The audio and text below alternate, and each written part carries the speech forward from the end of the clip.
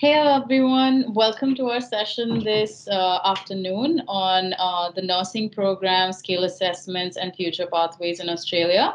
We actually also have some exciting giveaways lined up. So, till you are waiting for people to join in, I'll tell you a little bit about the giveaways that we have at the moment. So for those of you who interact with our presenters and leave feedback for us, we actually have some really exciting bumper cash prizes.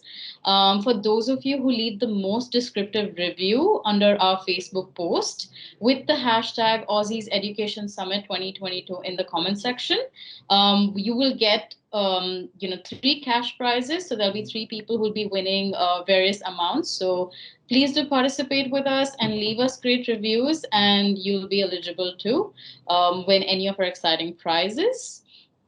Also, the people who participate the most in our sessions and keep asking questions and engage with our presenters, they'll be eligible to get some of our free services like PT coaching, IELTS training, any sort of permanent residency or migration related consultations. So we encourage you to come forward and be a part of the summit.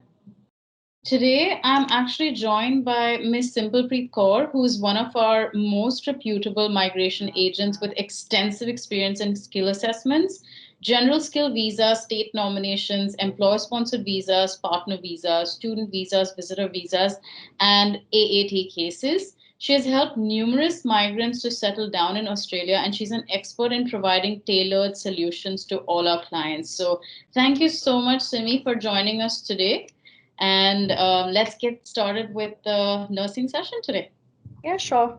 Just give me a second. I'll share my screen so that people can have a look at my PPT.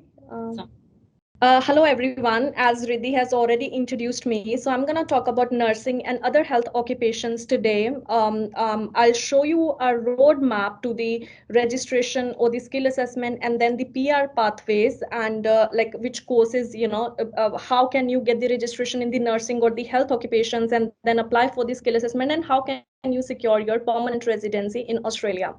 So, first of all, why did I choose this particular, topic? Because you guys are aware that during the COVID situation, nursing and other health occupations fall under the critical sector.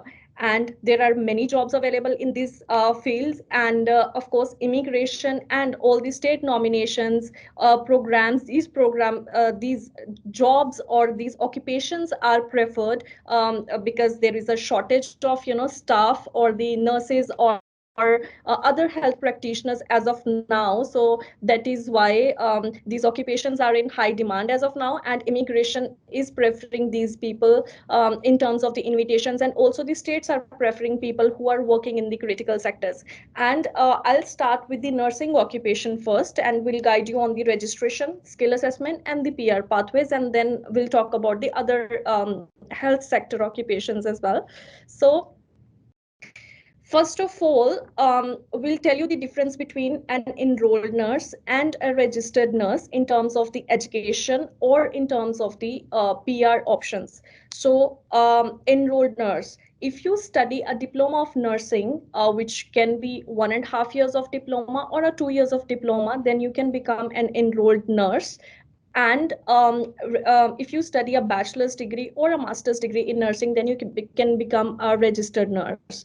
um, Basically, an enrolled nurse kind of performs the similar duties to a registered nurse, but immigration has put these two occupations into different lists. So registered nurses occupations are in the medium and long term list of immigration, and enrolled nurse occupation is there in the short term occupation list of immigration. But yes, these all occupations have different PR pathways. So I'm going to talk about those PR pathways today with discuss with you today. So let's proceed ahead.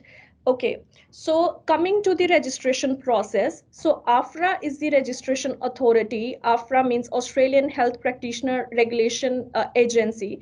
this agency is basically having 12 health practitioners agents, further bodies which fall under this body regulates those particular 12 health practitioner bodies. And then we'll talk about the different further classified bodies which is going to deal with the different health occupations. So let's say you apply for the registration as the enrolled nurse. NBA is the authority, but that falls under the AFRA. So apply for the registration after you complete your qualification, and then you get your skill assessment. So without the registration, it is not possible to get a skill assessment in order to apply for your PR. So here you can see that I have talked about AFRA and NMAC. And to get nursing registration, either it is an enrolled nurse occupation or it is a registered nurse occupation, you are required to have English proficiency in order to get the registration, and then you are required to have the English proficiency in order to get the skill assessment as well. And here I would like to give an example. Let's say you want to get a skill assessment as an enrolled nurse. You complete your diploma qualification, which can be 1.5 years or 2 years of diploma qualification in nursing, and you apply for the registration of enrolled nurse, and then you apply for the skill assessment directly. Here what you have to focus more on is basically when you apply for the registration as the registered nurse, you get the registration directly, but you can get your skill assessment in different specializations of a registered nurse. So if you apply for the skill assessment without having the work experience, you will get the skill assessment as registered nurse NEC. That's the NEC occupation, means not elsewhere classified. But if you want to get your skill assessment in some specialized occupation, so then you will have to, for example, what is the specialization? So if you want to get the skill assessment as registered nurse aged care, you work in an aged care for 3 months and then apply for the skill assessment, and you will get the skill assessment as registered nurse aged care. Another example, if you want to get the skill assessment in critical and emergency care, you work in hospital in that particular department, and you can get the skill assessment in that particular occupation. But the requirement is to have 300 hours in that particular specialized department, and then you can get the skill assessment in that. And that is how you can explore your options, because let's say, for example, Victoria state prefer few of the registered nurses specializations in terms of inviting people. So if you want to get the invitation in that particular field, so you will have to have the 3 months of work experience in that department, and then you apply for the skill assessment, and then you apply for the state nomination for that occupation. Okay, so AFRA registration process works different for onshore people, and it is different for offshore people. So usually when you are an international student and you have studied onshore, so you can directly apply for the registration with AFRA, and you can apply for the skill assessment by meeting skill assessment requirements.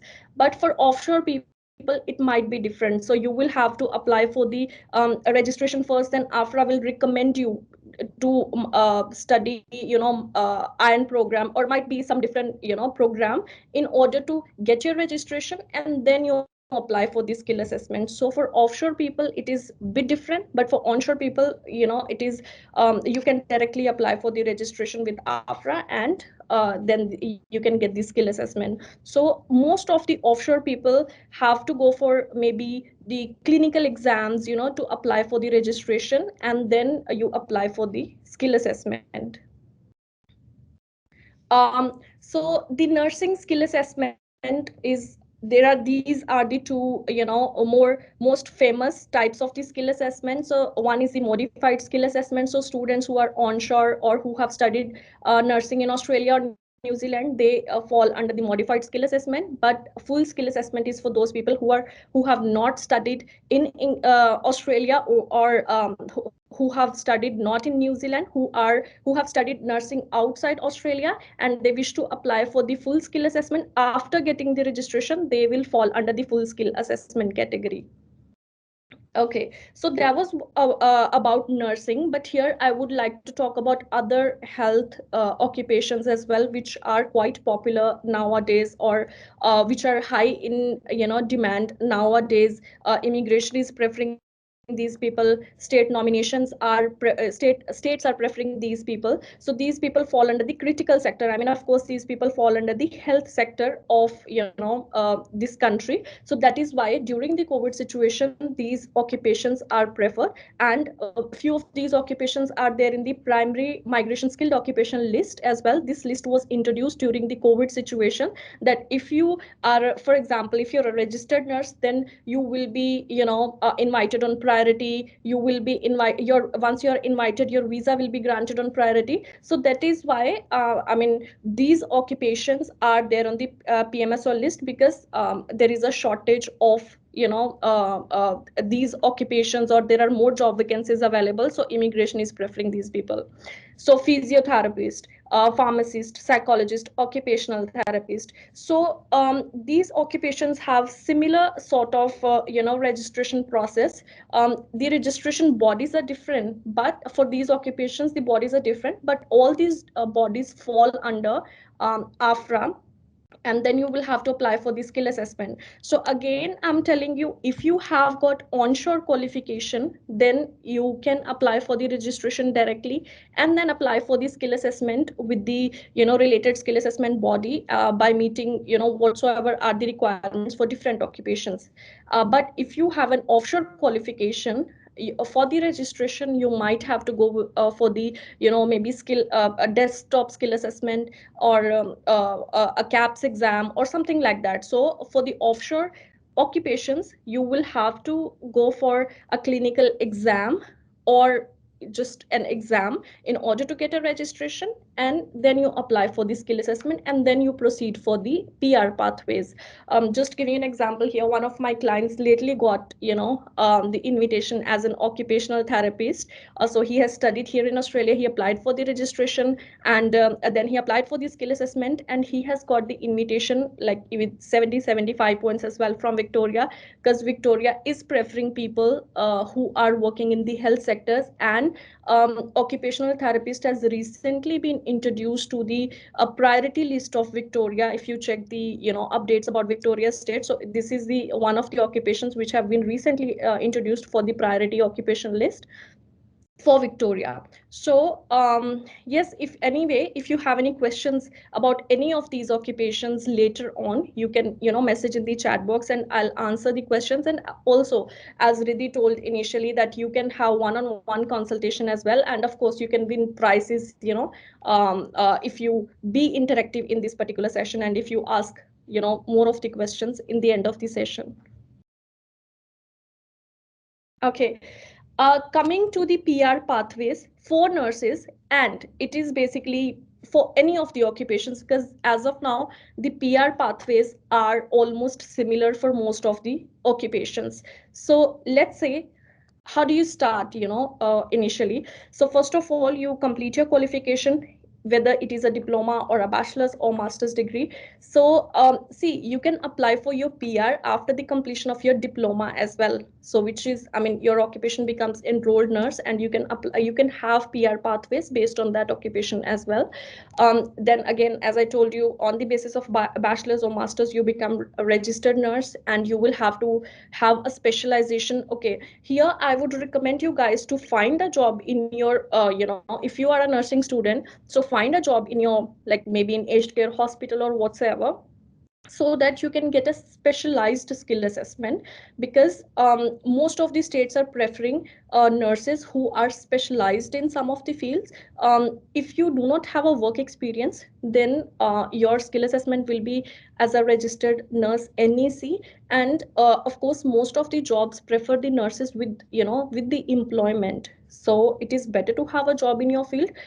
It is better to have a skill assessment in some specialized field of nursing, so that you have more of the opportunities, or you find more pathways to find your permanent residency. So complete your qualification. The second step is registration. Then you apply for the skill assessment. And apart from this, I would like to guide you on the points as well. you will have to meet the points criteria. So as per immigration, you are required to have minimum 65 points in order to be eligible or in order to lodge the expression of interest. So how do you calculate the points? I'll just give you a brief. I mean, and of course, like later on, if you wish to get your points calculated, then you can, contact me directly. So just giving you a brief on the points. For age, you get 30 points. If your age is between 25 to 33, if your age is lesser than 25, you get 25 points. The majority of the clients, they get 30 points, but I mean, of course, we have come across people who have their age above like 33. So those people, I mean, you get to reduce your points by 5 and you get 25 points. So 30 is the maximum when your age is between 25 to 33. So you get 30 points. And then for study, for the level of the qualification, you get some points. Like let's say if you have a diploma level qualification or lower than a diploma level, like let's say certificate or a diploma level qualification, you get 10 points for that. For a bachelor's or a master's level qualification, you get 15 points. The points are same for the bachelor's and master's. And like if you have studied a PhD or a master's by research, you get an additional 5 points. Then if you have studied in Australia for 2 years, it no matter what course have you studied, like whether it is a lower level course or it is a higher level course, you get additional 5 points for studying in Australia for 2 years. Then for English, for 7 each, you get 10 points. For 8 each, you get 20 points. Then like in your case, you guys can go for NATI, 5 points. Single applicants get 10 points.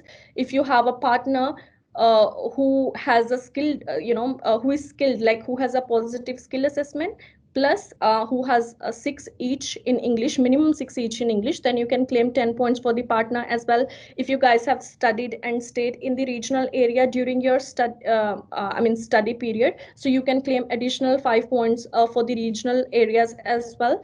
Plus here I would like to tell you one more thing about the work experience. For 1 year of work experience, you guys can claim 5 points. For 1 year, minimum 20 hours per week you will have to have, in order to claim your points. I mean, of course, you can have full-time work experience, but the minimum requirement is to have 20 hours. And here you can combine two different jobs as well. For example, you are working at two different places. You have a permanent job in a hospital, and you're doing 10 hours over there. And you are working in an aged care. But here, see, if you are going for a specialization, you cannot combine. If you're working in hospital as well as in aged care, you might not be able to combine. But yes, if you're doing two different jobs in the same category, let's say if you're working in two different aged cares, you're doing 10 hours in one aged care and you're doing 12 hours in other aged care, you can combine those hours and you can claim the points for 1 year of work experience. So this was about points. And what are the different subclasses you can apply for? 189, 190 and 491. So basically these are the subclasses under general skill migration. So 189 is a skilled independent visa, and that is completely based on your points. If you have the highest points, you can get the invitation. Minimum eligibility criteria is to have 65 points.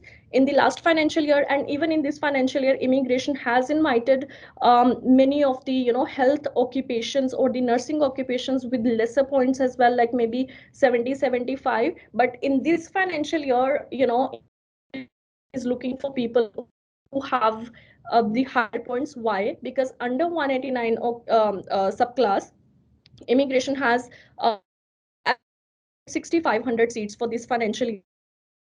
And I mean, of course, 6500 seats are way too less, and there are thousands of people, or maybe 100,000 of people who apply for these 189, because there are not only nurses or the health occupation, there are other occupation people as well who have applied under 189 category, and those people might have more than 90 points.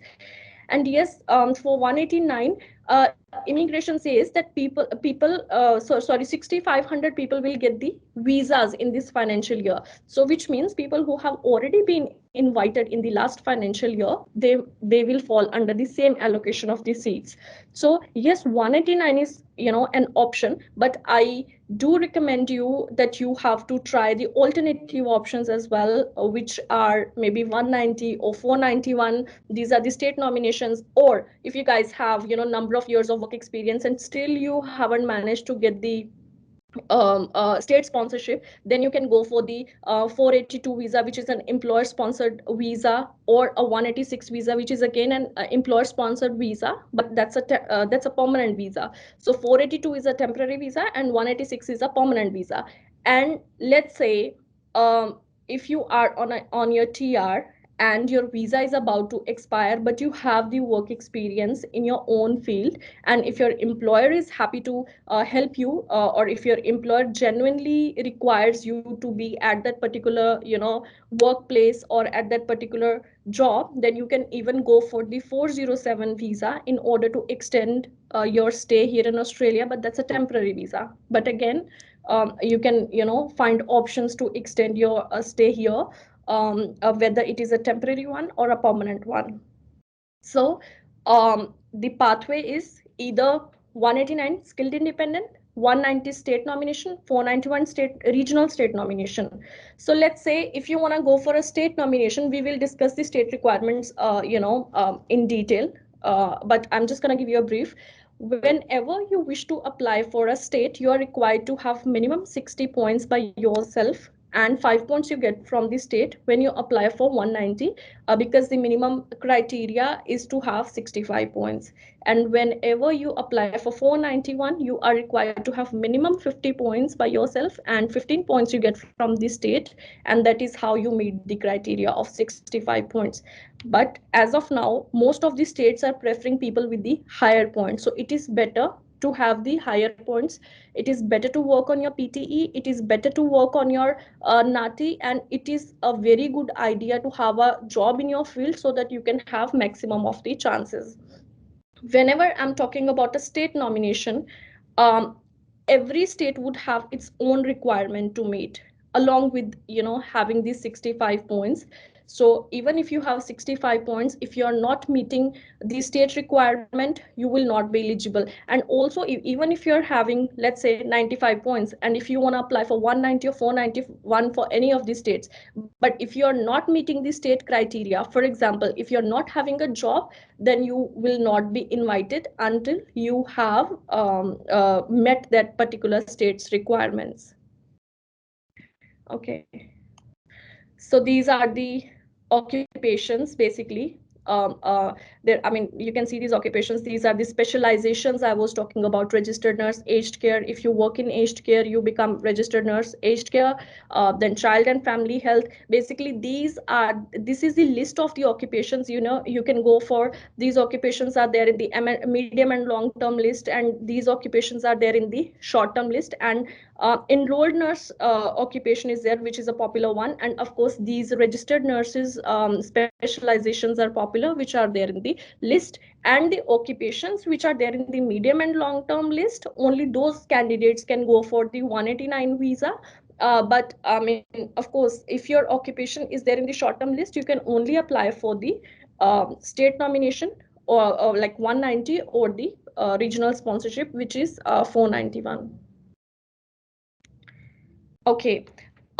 So we are gonna discuss the requirements of different states as well. Maybe I'll give you a few examples so that it'll be easy for you to understand. So most of the states have similar sort of requirements for all of the occupations, whether it is nursing or physiotherapist or a psychologist or a pharmacist. So almost all the occupations will have to face the same challenges in any of these particular states for the state nomination program. Okay. So here I would like to tell you one good thing before I start the state nomination, that I was talking about the job statistics initially, that yes, there is a shortage of staff and the job vacancies are more. So there is these are the stats by National Skills Commission, that in November 2021, the online job advertisement for registered nurses was increased from 4,900 to 11,000. See, of course, there is an increase due to the COVID situation, and also we have, we got to know, or we have predicted that by 2025, these job vacancies are going to be increased to, maybe 100,000. So of course, I would strongly recommend you to to continue or to select health sector courses, because these courses are going to have, more of the PR options as well in future. Okay, coming to Victoria, my favorite state, because we live in Victoria here. Um, so what is Victoria's requirement? So there is a list of these occupations which Victoria, prefers. Sorry, okay.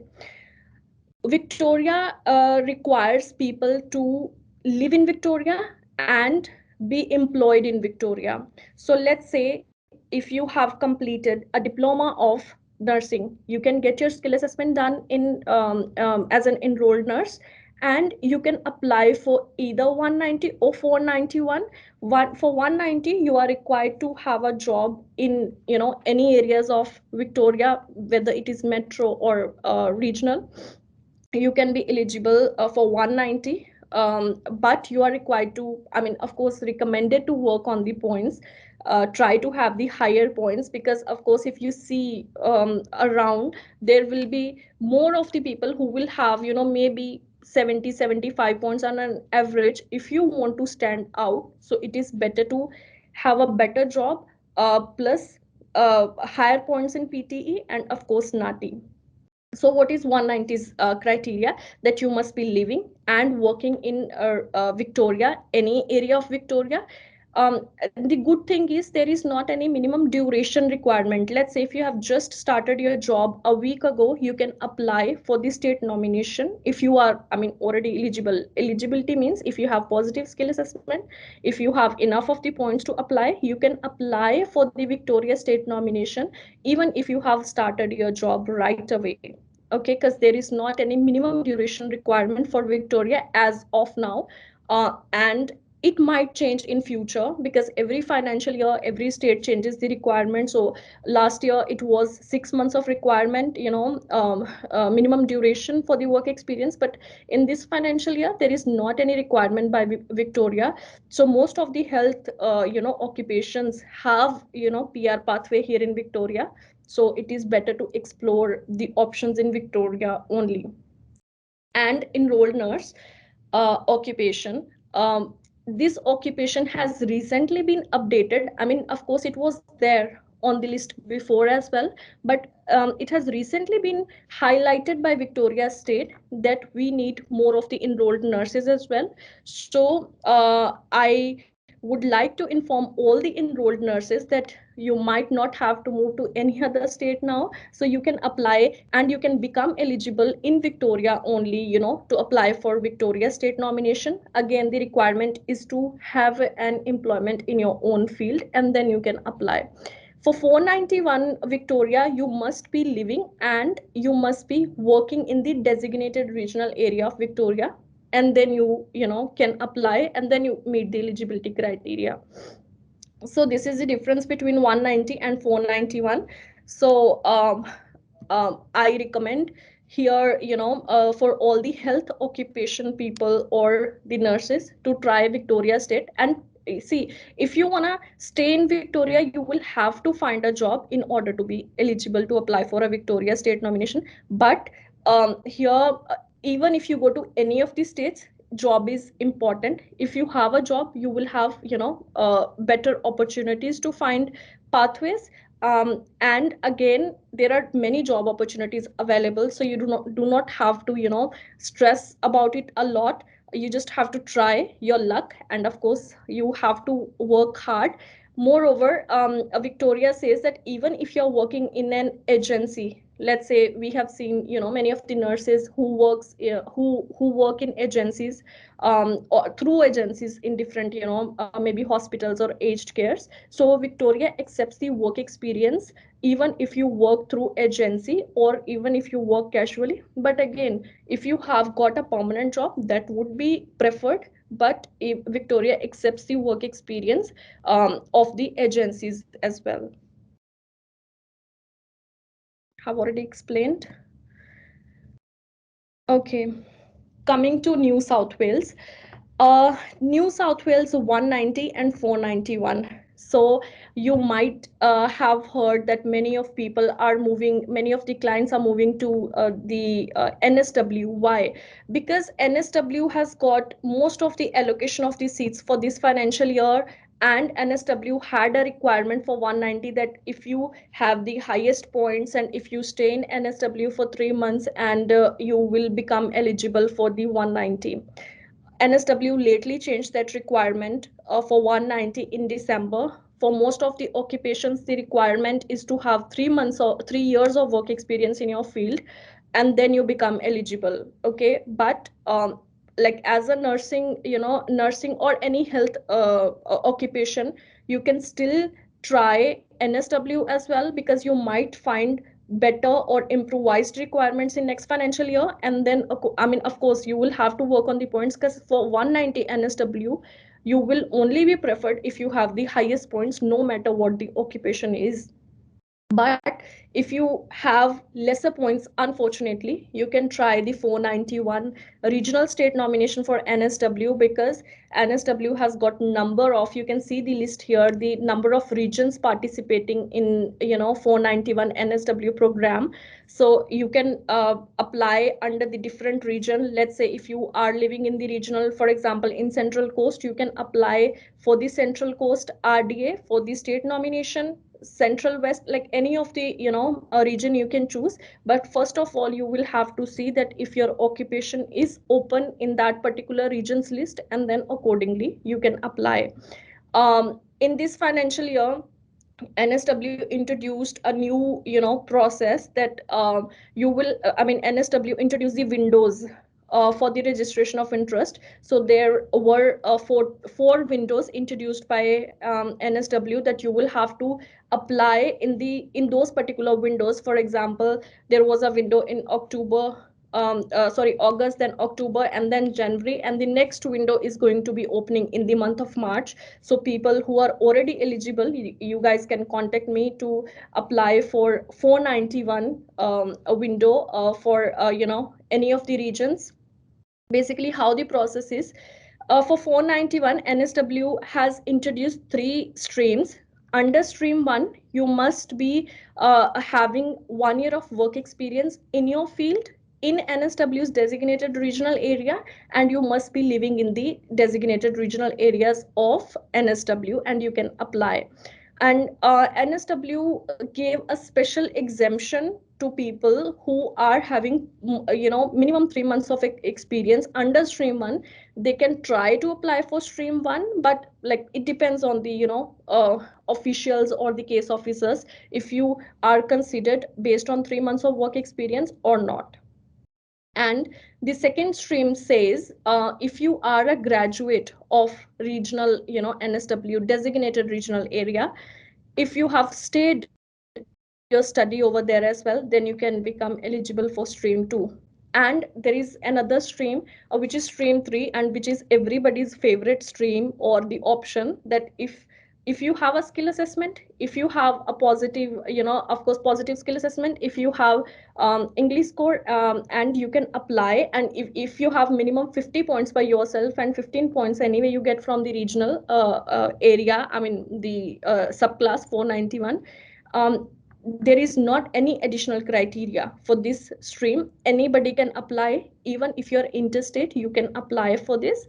But what we have seen is people who are already there in NSW, they have managed to get these invitations under stream 3, And let me give you an example.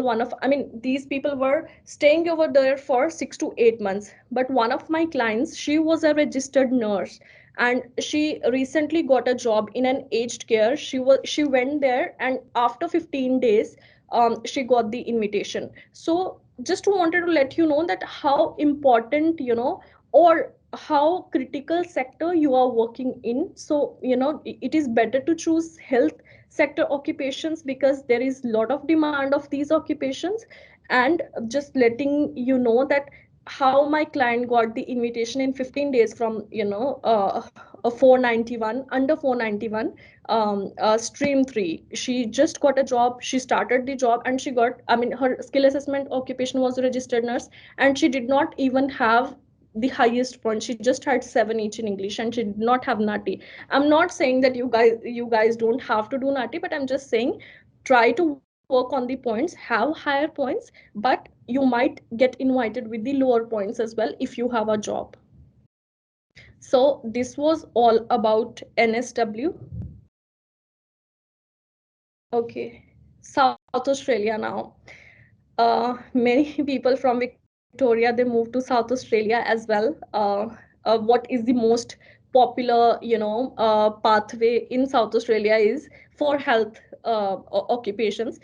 Most of the people who have studied diploma of nursing here in Victoria or in South Australia, they apply for 190 or 491 as a, enrolled nurse over there. So again, under 190, if you are a graduate of South Australia, you will be preferred under 190. But if you are okay with 491, and let's say even if you have studied in Victoria or any other state, you go to South Australia, you have work experience whatsoever is the requirement for your occupation. It might be, maybe 6 months, 12 months, or 18 months. You meet that requirement by working maybe in the designated regional areas, or maybe in the greater Adelaide, or maybe in the outer regional areas of the South Australia, and then you become eligible. There is one more thing I would like to highlight. In South Australia, if you're a graduate of South Australia, you might get a waiver of the work experience. If you can see here that South Australia give waivers to long-term residents. I'm talking about the work experience. Applicants living and working in the outer regional South Australias. And again, if you are a South Australian graduate, I'm talking about 2 years of graduate thing. If you have studied 2 years in South Australia, you are highly likely to get a waiver. But don't mark my words, but because it depends on the case officer. Plus, it depends on the requirements of that particular financial year as well. In this financial year, these are the requirements which I've talked about. But in the next financial year, the requirements might change. But most probably, the requirements are going to be about the work experience. And another example I would like to give you here. For example, you have studied a diploma here in nursing, and you have not completed yet. Let's say you have completed 1 year of diploma, and you are just about to complete another year. So maybe even if you take a transfer to South Australia for rest of the study, and you complete your rest of the study in South Australia and get a job over there, you can be considered as a South Australian graduate, and you can find options over there maybe under 491. So which means you can explore South Australia's 190 or 491 options as well, even if you take an internal transfer from one uni to its another branch. Yeah, have already told you about the requirements. Queensland. So Queensland is most probably open for, it is open for the onshore students or the candidates. It is not actually open for offshore applicants as of now. I forgot to tell you, NSW is open for offshore applicants as well. And but the requirement is to have 3 years of work experience. And again, you have to meet the requirements of registration, skill assessment and all. And then if you have 3 years of work experience and you're offshore, and let's say if you were here on your TR, you have skill assessment, you have registration, you have enough of the points, but you traveled offshore and you were stuck in offshore due to the COVID situation, you can still be eligible for NSW offshore program, but you must be living in NSW for more than 3 months. And you must be living offshore more than 3 months, and then you can be considered as the offshore applicant for NSW. And South Australia has offshore options as well, but those options are mostly for people who have 7 to 8 years of work experience, or who are having the proficient English and all. So yeah, so you can try. It can be for offshore people as well, so offshore candidates can try for this.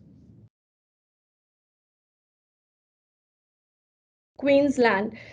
Okay, so Queensland is open only for onshore candidates as of now. So Queensland's requirement is, for 190, you are required to be living in Queensland and working in your own field. So it has to be a relevant job for minimum 6 months first, and then you can apply for 190. You are required to have an offer for the further 12 months as well, and then you can become eligible. I mean, that offer has to be in your own field, so which means 6 months of work experience plus a further 12 months offer, a full-time offer, and then you can become eligible for Queensland 190. For 491, that 6 month thing has been reduced to 3 months if you are living in the designated regional area, working over there for 3 months, and if you have a further offer of 12 months in your own field, a full-time offer letter, and you can become eligible for 491. And again, Queensland has a small business owner pathway as well. Your minimum investment has to be 100,000. Okay, so here many of my clients come to me and they think that if they are going for the small business owner pathway, it is a completely different pathway and they do not have to get the skill assessment. So here I would like to clear this thing. The small business owner pathway falls under 491 only, so which means you are required to have registration, you are required to have skill assessment, you're required to have minimum 65 points, and then you go for this particular pathway that you have to find a business which has to be minimum of 100,000. This 100,000 is the purchase price of the business. It doesn't include the price of any equipments you have paid for. You will have to trade that business for 6 months. You have to have one Australian citizen or PR, in your business, and then you apply for 491, and you have to show the projection of the further income as well. You might have to provide a business plan as well, that how your business will generate the revenue in future. So this is a great pathway as well, but again, you will have to run the business for 6 months and then you become eligible for this pathway. Western Australia. Western Australia is open for onshore applicants. Western Australia has different streams under 190 and 491. So it has graduate stream and general stream. So graduate stream is for those people who are graduates of Western Australia. So graduate means not 1 year study. If you have studied minimum 2 years in Western Australia, if you have completed your study, then you will be considered as the graduate of Western Australia. And there is a particular list, and if your occupation is on that list and if you're a graduate, you can apply for 190. And there is a general stream. General stream means even if you are an interstate graduate, if you have studied in Victoria, maybe in South Australia or in any other state, you can apply for Western Australia 190 or 491, but you will have to meet the requirements. And that requirement might be like having an offer letter or having work experience in Western Australia, and then you can become eligible. But Western Australia prefer people who have the highest points, which means again you will have to work on the points as well. So you can see here these health occupations are there on the Western Australia's list. General stream has clinical psychologist, hospital pharmacist, physiotherapist. So basically, I mean, people who are having these occupations and who are in this session, they can try Western Australia as an option as well. But again, if you want to explore other options, you can contact me and I can guide you on that one-on-one. Tasmania. So Tasmania is again a very good option. So this state is basically for those people who don't have work experience in their own field. Let's say if you are a graduate of nursing, whether it is a diploma of nursing or a bachelor's of nursing, if you have any skill assessment occupation and if you cannot find a job in your field, then you can try Tasmania, because this is the only state which gives the sponsorship based on the irrelevant job as well. But here are few things you will have to take care of. Let's say under 190, 190 you will only get for Tasmania if you're working in the relevant field of your skill assessment. For example, if you are have completed diploma of nursing, if you're an enrolled nurse, you have to have 6 months of work experience as an enrolled nurse, and that has to be full time, and then you can become eligible for Tasmania. But if you want to apply for 491, you are not required to have a relevant job. Even if you're working in an irrelevant field, you can still apply, but that job has to be in the between skill level 1 to 3. What are those skill level 1 to 3 level jobs? For example, any job which requires some skill to perform the duties of it. For like, let's say if you're a nurse but unfortunately you're not able to get a job in, you haven't found a job in Tasmania, and even if you find a job in hospitality, maybe as a chef or cook, you will still be eligible for 491 Tasmania. So this option is only for those people. I mean, of course it is for everybody, but if you are not able to find a job in your field, then you can try Tasmania. But what Tasmania looks at, I mean, what are the other things you will have to prove? Because under 491 there is a requirement that either have 1 year study plus 3 months of work experience. That 3 months of work experience can be in any field, but again it is better if you're working in skill level 1 to 3. It is not must, but it is recommended to have a 3 months of work experience, because Tasmania government or the case officer will look at your commitment, will look at your salary, that what kind of commitment you're showing, how long your commitment is for, and how much you're earning. Let's say if you're going in Tasmania as a couple, you're as a primary applicant you're working, but as a secondary applicant your husband or wife is not working, you might not get the invitation, because you will have to prove that you and your husband is having a proper job in Tasmania. That job can be anything. It is better to have between skill level 1 to 3. You will have to show that you are showing more of the commitment towards Tasmania by living over there and working over there in some particular field. You are earning a good salary, so that the case officer thinks that after getting the invitation you might not move to some other state and you get a better opportunity to get 491. So Tasmania state doesn't focus more on the points, but you will have to focus more on the commitment in order to get the state nomination from Tasmania. And these requirements are same for all the occupations. In I mean, no matter what the occupation is, it is same for everybody. Canberra's requirement. Okay, Canberra has a different requirement.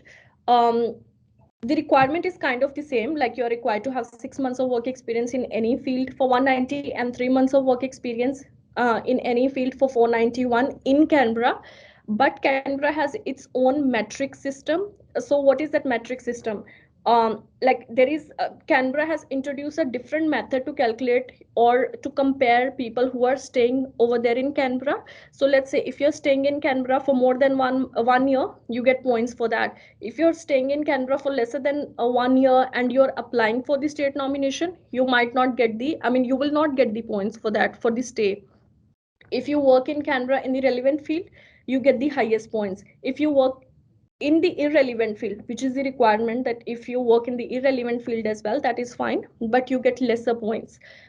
If your partner has proficient English, you get more points. So this is about the Canberra's metric system. So but the unfortunate thing is Canberra has got the least seats for this financial year, but people who study in Canberra, let's say if you're a graduate of Canberra, you can consider the option of Canberra. And yes, there are job opportunities in Canberra as well for the health sector, so you can try Canberra as well.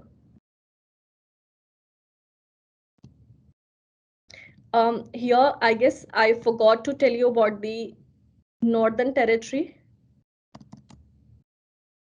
Okay, I'll tell you.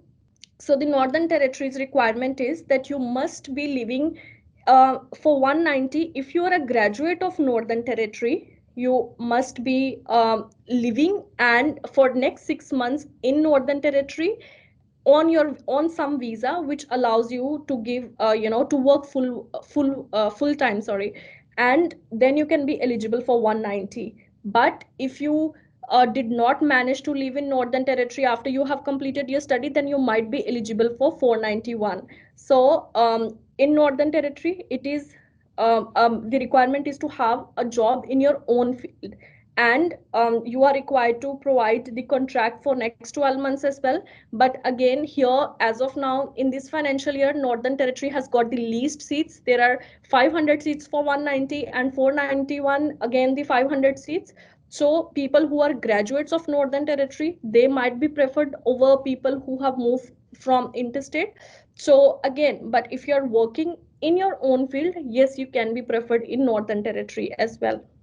So this was all about the state nomination requirements. And as Riddhi already told you, that if you be more interactive, you can have a giveaway. I mean, you will have the bumper prices and all. And now this is the end of the session. And if you have any questions, you can ask me in the chat box and I'll answer your questions. Jaswinder Singh, will you share this session? Yes, we can, but we'll have to check with the technical team how to do that. And yes, we can do that. Aisha, can you say about health administration and occupational health and safety? See, Aisha, this doesn't seem to be a proper occupation. So sometimes the title of the occupation, is different. It seems more generic, but of course, I can check it for you that whether it is there in any of the list, which can be medium or a medium and long-term list or short-term list or the ROL list. I can check it for you if you can contact me 101, and then I can guide you about 189, 190 or 491. I'm gonna leave my email address here in the chat box and of course my contact number, and you guys can contact me directly. Thank you so much, everyone, for joining our session today. We welcome all sorts of feedback from you. So I've dropped a link in our chat box where you can leave your suggestions and your feedback about the session with us. And along with that, I have also left our upcoming session links. So if you're interested in any of the upcoming sessions about teaching or social work, don't miss out on that upcoming later. So we'll see you then. Thank you so much for joining us. Thank you so much, Simi. Thank you.